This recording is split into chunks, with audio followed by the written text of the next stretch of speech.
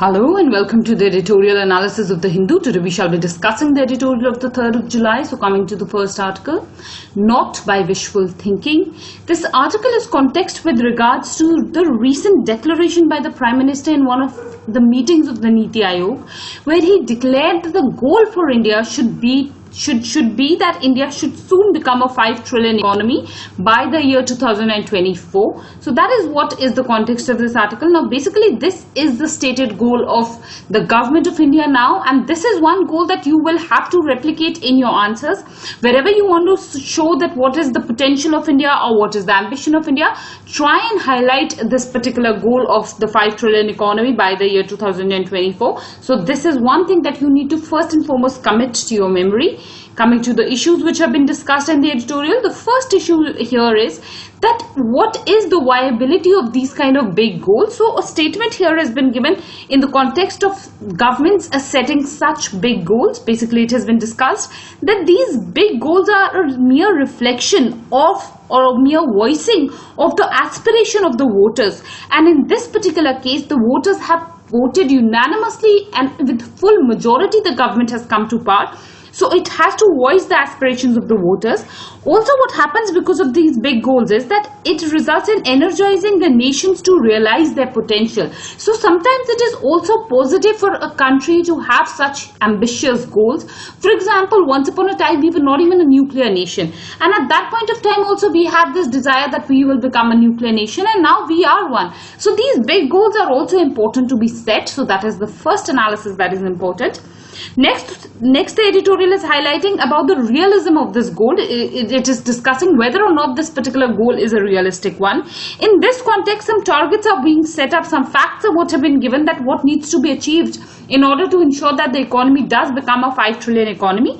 In this context, what has been discussed is that the GDP growth for India will have to become 3 crore 50 lakh crore rupees. So that is the sum, that is the huge amount of figure that has been given here. If you can see, this is the paragraph of all the facts that have been mentioned here.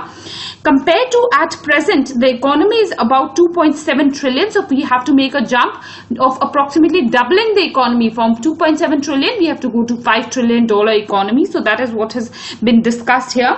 Also, this will require that the exchange rate of India becomes rupees 70. That means $1 should be equal to 70 rupees. This will be the exchange rate required for the 5 trillion economy. Obviously, if this is what is the target, then the growth rate will have to increase. This growth rate will have to increase to 9%. Currently, the growth rate is estimated at 7.1%. But this will have to increase to 9%, which India has never touched. So this is again an ambitious target for India to achieve the 5 trillion economy. So this is the realistic aspect of this particular goal. Next, the editorial is discussing about Asia and how in several countries in Asia have become huge economies. For example, the case of China is what has been taken. China basically grew during the years 2003 to the years 2007, and in this particular time period, China had a growth rate of 11.7% is what has been talked about. Similarly, South Korea is also a major economy in Asia, and during the years 1983 to the year 1987, South Korea had a growth rate of 11%. So if these countries have grown at the rate of 11%, then definitely India's target of 9% growth is not very, very high. And thus, in this context, it does appear realistic that once or sooner or later, India can definitely achieve the target of 5 trillion economy. Next, what is very, very important, these points are the challenges that need to be overcome to become the 5 trillion economy. A similar question is what you can expect. They might ask you to analyze that is this dream realizable or not realizable. So in that context, you will have to give them adequate facts and adequate data or adequate analysis to support your idea that if it is possible, then how is it possible and what are the challenges that need to be overcome. So in this context, the first challenge that is important is with regards to the domestic savings, as well as with regards to the government investment. Only when savings are there, savings will translate into investment. So basically at present, India's savings are to the tune of 30.8% is what has been given in the editorial, and this is what needs to increase to 39%. Only when the savings increase by approximately 9% will sufficient money be present for investments which need to be increased. As of now, the investment is 32.5%, and this is what needs to increase to 41.2%. So these are some facts that you should keep in mind vis-a-vis this particular analysis, and this is going to be important. This will give some good impression to the examiners. It will show in-depth study. So try and quote at least some facts. So this is what has been discussed vis-a-vis the savings as well as the investment aspect. Next, what is required here is the foreign investments. If investments are required, these were the domestic investments. Some investments will be required from the foreign investors also. Now, basically, the foreign investments are of two types. One is the FDI and the other is the foreign institutional investment. As of now, India has a large amount of FIIs, but India is falling short of the FDIs. So the editorial is highlighting that for India, it is important that FDI is what is increased. So in that context also, which is in this line, that India will become a 5 trillion economy. India has had the highest FDI during the years 2008 and 9, which was approximately 2.7%. And now after this year, the FDI has been continuously reducing and it has reached to a low of 1.5%. But at least for India to become a 5 trillion economy, the FDI should be to the tune of 2%. So that is what has been discussed. Now there are the challenges of non-performing assets that is there in the banking sector of India, which needs to be done away with so that India can become a 5 trillion economy. Also, several trade wars are what are going on globally. The trade wars between US and China, between US and India also. And it is expected that the trade is going to not expand in the coming future, rather it is going to shrink. So in that particular context, what has been discussed, that these are some challenges which India needs to overcome so that growth is what can be sustained over a long period of time and this goal of 5 trillion economy be achieved. So that is what has entirely been analyzed here. Largely the gist of the article is the need for domestic saving as well as investment which needs to be stepped up, and it is being asserted that this investment needs to be stepped up at the end of the government. What is at present happening is that the government is expecting that this investment will come from foreign investors, and as well as from private investors. So that is what is not going to happen, is what is being argued in the editorial. What is largely going to happen is that only growth will take place once the government is going to invest sufficiently, and only once the government invests will it act as a stimulus for private as well as foreign investment. So that is what is the entire gist of this particular article. Coming to the next article, Trump in North Korea. Now the context of this article is that the President of United States of America, Mr. Donald Trump, is on a visit to North Korea. He was there in the demilitarized zone of North Korea, and this is one of its kind events because this is the first time that any American president has reached North Korea. So indeed this is an important development.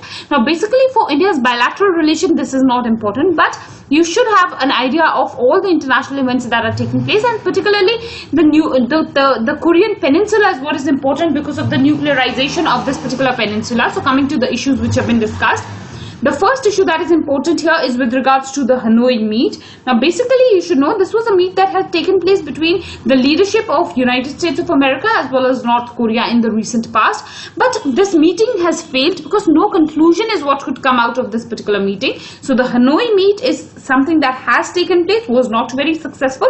So in the aftermath of the Hanoi meeting, now this meeting is what is taking place. So you should have an idea about the background of Hanoi meet. Another thing that is important is that this is a characteristic of personal diplomacy. Here the President of United States of America has gone out of the way to North Korea. So it is reflecting this idea of personal diplomacy. So that is what has been discussed. Now the solution to the problem between USA as well as North Korea is what has been offered in the editorial. Here what has been discussed is that for North Korea what is very important is the security of North Korea. Until and unless the security of North Korea is what is guaranteed to it, it is not going to denuclearize. So United States of America should ensure that North Korea does feel that its security is what is ensured, and also North Korea is also interested that all the sanctions that are imposed against North Korea be done away with. So these are the interests of North Korea.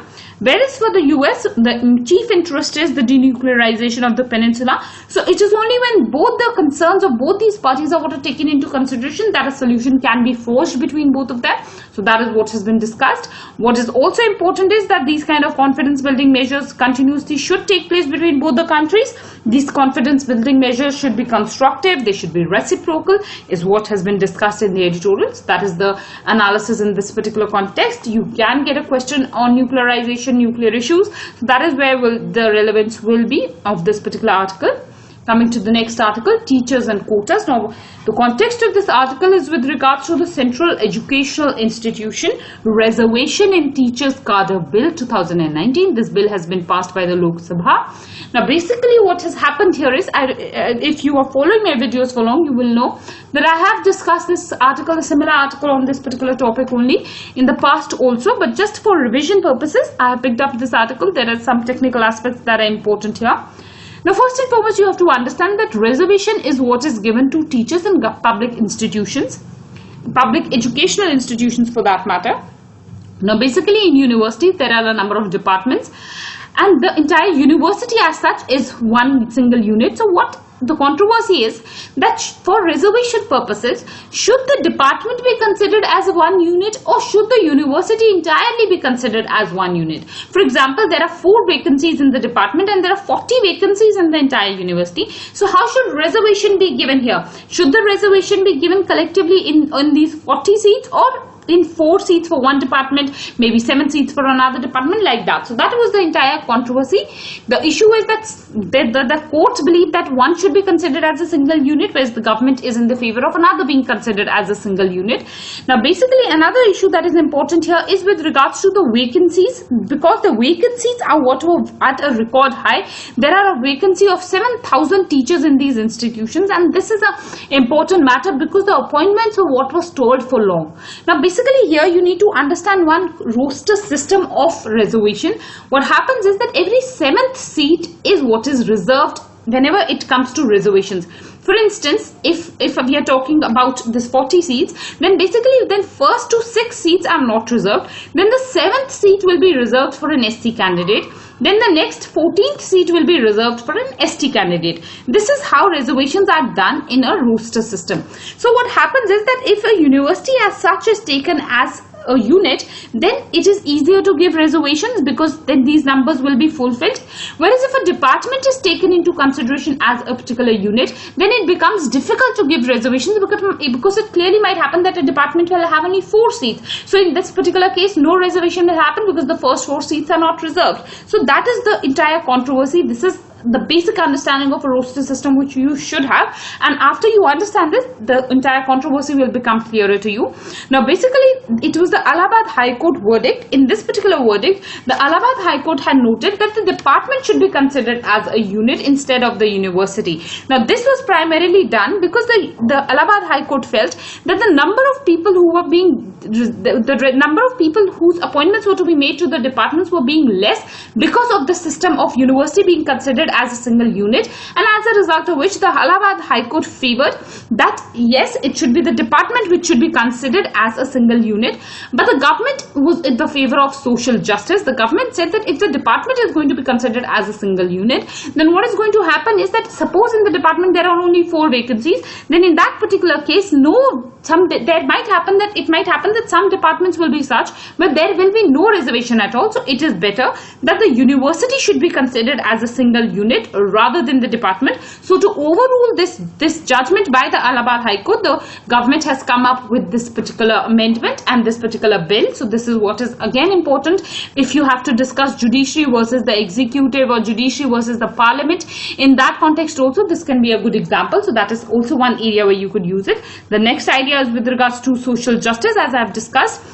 As per the several figures and facts that have been stated in this particular article, it has been concluded that approximately 2/3 of the professors in all the government institutions and all the government universities are from the general category, which is clearly showing that reservation is not being met, because reservation has to be at least 49.5% of the seats should be reserved. So clearly this target is what is not being met, and in that particular context, social justice is important, and as a result of which the government has ensured that university be considered as the center so that more and more number of people can get the benefit of reservation. So that is the entire issue at hand here, and this is an important one. A question in this regard is what you can expect in General Studies paper 2. It is technical, it has political issues involved, so indeed it is an important one, and that is where the relevance is. Coming to the next article, no home even a decade after the war. Now the context here is with regards to a recent decision which has been taken by the Madras High Court, and this decision is what has been taken place in the context of 65 refugees from Sri Lanka. Now basically what has happened is that these 65 refugees had stated that they do not wish to be mixed with the refugees from the north as well as the eastern provinces of Sri Lanka. And as a result of which these 65 refugees were called as illegal immigrants in India. Now basically the Madras High Court has said that these 65 refugees should apply for citizenship of India, and this is what is the verdict that has been given, and as a result of which this entire matter is what becomes important. Now coming to the issues which have been discussed, the first issue that you should know is about the refugees themselves. Now basically you should know that in the state of Tamil Nadu, there are approximately 95,000 refugees from Sri Lanka. These were the people who came to India between the years 1983 as well as 2012. Between these years, there was a lot of discrimination against Tamils in Sri Lanka. They were being massacred, and as a result of which there is a large degree of influx of refugees into India. So this was the entire controversy. Approximately from these 65,000 refugees, 60,000 refugees are residing in camps. And the other refugees who are not living in camps, they are known as the non-camp refugees, and these are the people who have to continuously keep coming back to the government officials. They have to report back. And amongst all of these refugees, these were the 65 refugees, as I told you. They had refused to be a part of the north and eastern provinces of Sri Lanka, to be called as refugees from northern as well as eastern provinces, and as a result of which they formed a separate category. Now basically what has happened is that the High Court has clearly stated that citizenship as a matter, and this is what is important, citizenship as a matter is what is the exclusive executive domain. So this is one thing that you need to know. All laws on citizenship are to be made by the government, by the parliament, and not by the High Court. So in this particular context, the High Court could not do much for these refugees. But the High Court has only said that they should apply for citizenship, which means that the High Court has in a subtle manner accepted that they are eligible for Indian citizenship, and as a result of which this is what is a moral victory for them, and this is what is making this entire issue important, because a moral victory has been achieved by these 65 refugees against the government. So that is what is important. Next, the editorial is highlighting that this decision by the High Court is largely an opportunity for the government. The refugee issue in India is a pertinent one. It is important for India to resolve this issue. There are no clear laws on the refugee issue in India, and this matter is what continuously keeps erupting. Even in the case of NRC in Assam, recently we discussed about Nagaland also. There are a number of refugees in India. The recognized amongst them being 2.25 lakh refugees in India. Of them, 1.08 lakh are the Tibetan refugees, and approximately 18,000 are the Rohingya refugees. So we have a lot of refugee burden in India, and a law in this regard is what is required, and this should be one stimulus for the government to come up with the law. So that is what has been discussed here. Another thing that is important that has been discussed is with regards to the hardships that are being faced by the refugees in India. Now, what are these hardships? You have to understand that this is a very, very important issue because this has humanitarian aspects associated to it. People who are refugees, they are stateless for that matter. It is difficult for them to get jobs. It is difficult for them to get education also. Also, if they want a simple thing as a passport, they cannot get it. So if they do not have a passport, they cannot go out of India to work also. So several hardships are what are being faced by them. So considering this human issue, that human rights being violated, it is important that the government should show some compassion towards them, and government should come up with a law and resolve this matter. So that is what is important.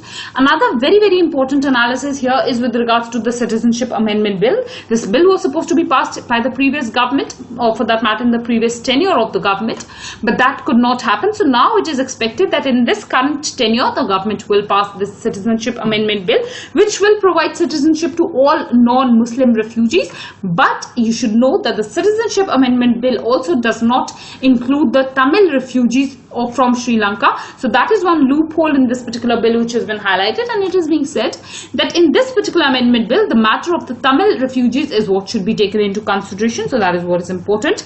Another issue that is important here is with regards to the repatriation of these Tamil refugees.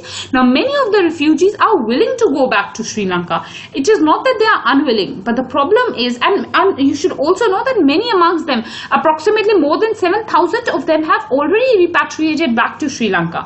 But there are several challenges, despite the fact that the Sri Lanka government through several laws, for example, the Citizenship Amendment Act of 2003 and the Citizenship Amendment Rules of 2009 in Sri Lanka, they have made made rules that these people can move back to Sri Lanka. But there is a difference between the words that are spoken and their action. There's a difference between intent and action is what has been highlighted, that the government in Sri Lanka is not taking sufficient actions required for their resettlement and rehabilitation. So that is one challenge. Another major issue, the political aspect, is that because of this massacre or this discrimination against Tamils in Sri Lanka, their numbers is what has decreased. Their population has reduced a lot, and as a result of which their political say has also reduced in Sri Lanka. So they continue to be vulnerable in Sri Lanka is what has been highlighted here. So that is the challenge that is being discussed in the context of the repatriation of Tamils to Sri Lanka. So that is what is an important issue.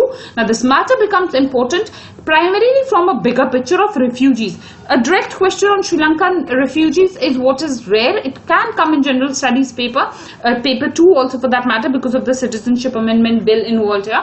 But otherwise a larger issue of refugees, the human rights is what is important as a part of general studies paper 1 in the social issues. It is also important in the ethics paper. So from that perspective you must prepare this one particular topic, that is the relevance. Coming to the next article, healthcare's primary problem. Now the context of this article is the recent unfortunate episode of death of 154 children in Bihar. This is a shame for our country that this event and this episode is what has taken place.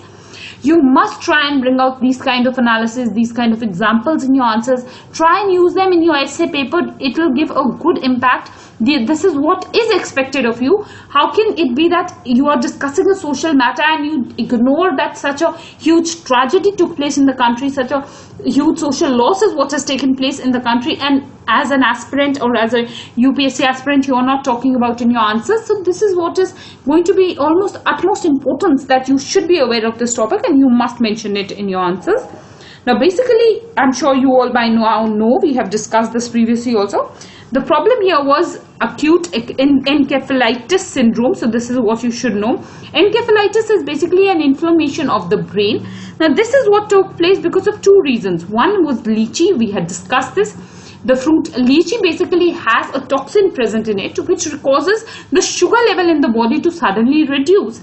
Now basically in normal circumstances this doesn't have a negative impact, but if children are consuming it, and especially children who are starving, who are malnourished, in that situation this fruit has a negative impact. This toxin reduces the blood sugar level to such an impact that the AES is what is caused, and in this particular case it has resulted in the loss of life. Another reason that is important was the heat wave. So both of these reasons that have resulted in the deaths of these 154 children, you can easily conclude were both preventable as well as treatable. So if both preventability and treatability was there, then this is definitely a tragedy that has taken place in our country, and it is indeed very, very unfortunate. So that is what is important. The second analysis that is important here is with regards to the primary health care centers. Now, health will become an important issue this year. A question can directly come as to what are the flaws in the health system of India. So that is one aspect that you have to prepare. A question can directly come in the flaws of the primary health care of India. So from that perspective, this article becomes important. Here the editorial is highlighting that there is a need to replenish the primary healthcare centers in India with essential supplies. It is important that the ASHA workers be trained better. There needs to be more deployment of the ASHA workers. The ASHA workers here should have been well prepared to this particular tragedy. This is not something that is new to Bihar. This has taken place in the past. And once such tragedy had taken place, the ASHA workers should have come into action. They should have seen for some early signs in children so that early treatment is what could have been made available to them. Clearly there are lapses. There is need for revamping the ambulance services. A number of children couldn't even reach hospitals. So that is what has been advocated here. There is a need to fill the vacant doctor positions in the PHCs, which is much required. There is a need to focus on the nutrition programs because children who were malnourished are more vulnerable. So treatments, so programs for like Poshan Abhiyan and the supplementary nutrition program, the midday meal programs are what need to be focused upon, is what has been discussed in this particular article, and that is what is important. Next, this article discusses the case of Bihar in particular, which in my personal opinion is not going to be a direct question. Yes, definitely if an essay does come, or for that matter if a question does come and there is scope in the word limit, you can present a small case study of Bihar. So from that perspective you should be a little aware, a little prepared to present a case study on Bihar, because this tragedy is a big one and it has taken place in the state of Bihar. Now here basically you should know that the ratio, some facts of what have been given in this particular editorial, which is important. The health infrastructure in Bihar is abysmal. It is in shatters. It is in poor condition. What is required, what has been stated here is that one PHC in Bihar is catering to 1 lakh people. This is much in tatters as of now, because the ratio that is advocated is that one PHC should cater to 30,000 people. So it is catering to more than double the stated average. So that is what is important. Also, the doctor-patient ratio is what is very bad in Bihar, which is 1 doctor is what is available for 17,685 patients, which is what is again something that is not in good taste in Bihar. So these are some things that need to be changed. Another analysis that the editorial is offering, which is a good analysis, is that in the aftermath of this particular tragedy, a lot of criticism is coming in the way of the government to improve the health infrastructure. And what is being feared here by the editorial is that the focus might be on tertiary healthcare. Whereas the editorial is saying that tertiary healthcare, improving tertiary healthcare is definitely important, but this will have no impact on the actual lives of the people, especially the poor. Focus has to be on the primary healthcare, and the solutions that we had discussed in the context of primary healthcare are what need to be implemented so that such tragedies in future can be avoided. So this is again another important point that we can extract, that focus has to be on primary healthcare rather than tertiary healthcare. So that is again something that is important. So that's about this particular article, and that's about our discussion today. We have discussed 5 articles. This was an important newspaper. So on that note, I end my discussion, and I thank you all for watching the video.